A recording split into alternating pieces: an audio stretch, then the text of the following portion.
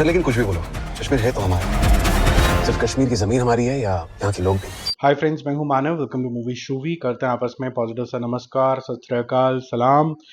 देखो, कश्मीर का एक ऐसा मुद्दा है जो काफ़ी ज़्यादा सेंसिटिव है और मैं बहुत ज़्यादा इमोशंस में घुल मिल गया जब मैंने ग्राउंड ज़ीरो का ट्रेलर देखा। इसके अंदर बहुत सारी इमोशंस थी। पहले तो ये कि जो कश्मीर का मुद्दा है जो कि अनरिजॉल्व तरीके से रहा है और किस तरीके से पॉलिटिकल रीजंस की वजह से और नेबर्स की वजह से यहाँ पर जो यूथ है वो भटक जाता है, जिसकी वजह से खुद के जो मुल्क के लोग हैं, यानी कि वो इंडिया का पार्ट है और इंडिया के ही जो सोल्जर्स हैं उनके ऊपर अत्याचार होता है। कभी कभी सोल्जर्स भी अपनी सीमाएं भी पार कर जाते हैं। ये सब चीज़ें होती रहती हैं, लेकिन इंपॉर्टेंट चीज़ क्या है कि आपस में ही ये रंजिश हुई हुई है। दूसरी इमोशन मेरे दिमाग में जो इमीडिएटली इसको देखते हुए आ रही थी कि यार ये इमरान हाशमी कहाँ पर था। इमरान हाशमी ने कुछ कुछ इमोशंस यहाँ दिखाए हैं। एक रोने की सिर्फ हिचकी है और एक फिर वो बोलता है कि मांस का लोथड़ा वाला जो सीन है, ओहो। मरा नहीं था वो, उसके चिथड़े हो गए। इतना बड़ा मांस का लोथड़ा में इधर इधर चिपका हुआ था।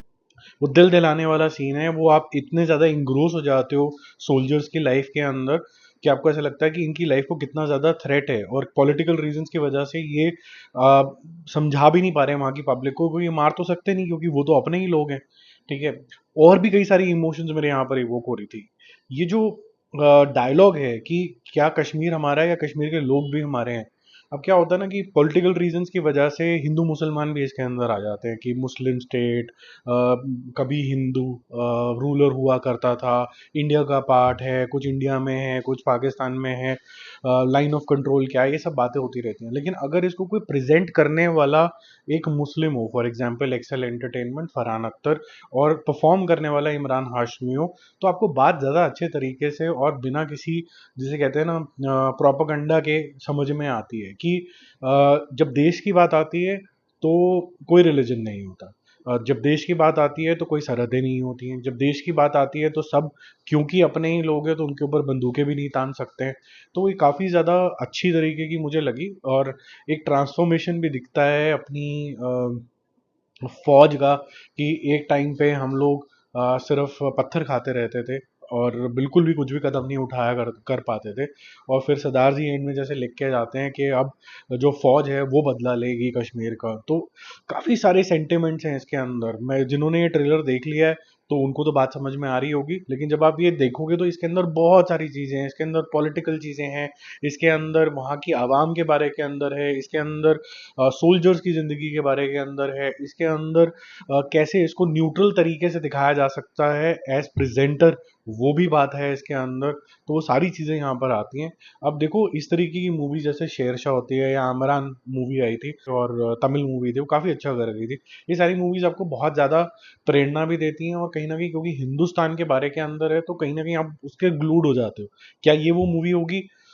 मेरा दिल बोल रहा है कि ये वैसी ही मूवी होगी, क्योंकि जब आपको पैल्पिटेशन होनी शुरू हो जाती है ना कि यार इनके साथ ये ना हो, और दोनों के साथ जो वहाँ पर रेजिडेंट्स हैं वो भी बेचारे ऐसे डिस्टर्ब ना रहे, ये जो सोल्जर्स हैं वो भी ना रहें, तो आपको जो पैल्पिटेशन होने लग जाती है एज कंसर्न सिटीजन्स, तो आपको लगता है कि ये मूवी का जो हार्ट है वो सही प्लेस के अंदर है। ये डिले क्यों करी भाई? रिलीज कर देनी चाहिए थी काफ़ी पहले ही। 2-3 साल लेट आई है, लेकिन अच्छी चीज़ ये है कि ये 2-3 साल लेट विजुअली नहीं लग रही है, स्टोरी टेलिंग में नहीं लग रही है, ये फ्रेश मूवी लग रही है। इसमें दमखम बहुत ज़्यादा लग रहा है मुझे, सब कुछ बहुत ज़्यादा इंप्रेसिव लग रहा है। इमरान हाशमी की एक्टिंग से लेके जो कहानी कहने की कोशिश करी जा रही है, अपनापन जो ये देने की कोशिश कर रही है मूवी, बहुत ही फैंटास्टिक है। मुझे बहुत अच्छा लगा ये देख के। और मेरे ख्याल से जो प्रेजेंटर्स हैं उन्होंने भी एक ब्रेव स्टेप लिया है कि किन को ये प्रेजेंट करनी चाहिए और किन को इनैक्ट करनी चाहिए, उसकी जो चॉइसेस हैं उसके लिए भी थम्स अप है। सबसे जो इम्पोर्टेंट चीज़ होती है किसी भी चीज़ के लिए, किसी भी आप कह लीजिए धर्म, मुल्क या फिर अपने कर्म, सबसे ऊपर जो होता है वो मुल्क होता है जहाँ पर आपने जन्म लिया है। तो आप उसको जो है सादर प्रणाम ज़रूर करें।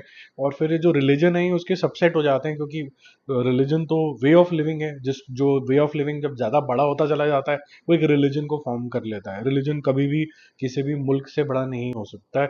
और मुल्क से बड़ा भी एक चीज़ होती है जो कभी भी, मुल्क को भी अगर 1 मिनट के लिए पीछे छोड़ना हो तो वो पीछे छोड़ा जा सकता है। सिर्फ एक चीज़ है, वो पता है क्या है? वैसे तो कमेंट बॉक्स में आप डालना अगर अभी तक आपको नहीं समझ में आया है। वो होती है इंसानियत। इंसानियत से बड़ा तो कुछ होता ही नहीं है।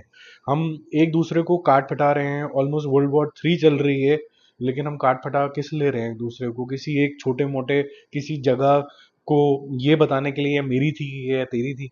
और बड़ा अजीब है ये देखने में। अगर ये कोई एलियन आ जाए, वो बोल जाए क्यों लड़ रहे हो भाई, क्योंकि सरहदें तो तुमने खुद दिमाग में बना रखी है, मत बनाओगे तो हो सकता है एक गोला मतलब एक ही कंट्री हो, हमारे यहाँ तो यही होता है।